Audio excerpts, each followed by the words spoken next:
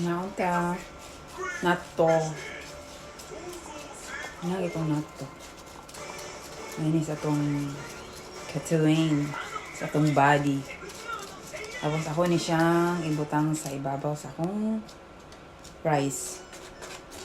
Tapos na ako'y fried na egg. Rice yun. Ang uban, di mo kaunin kay murag ko na kanang panos na siya. Ako ni siyang ibutangan o i-fried na i-fried na egg. Ano siya akong ibutangan. So, ako na siyang ihalo-halo. Ihalo na, di ba? Malasado siya ang egg. Ako na siyang ihalo diha. Sus.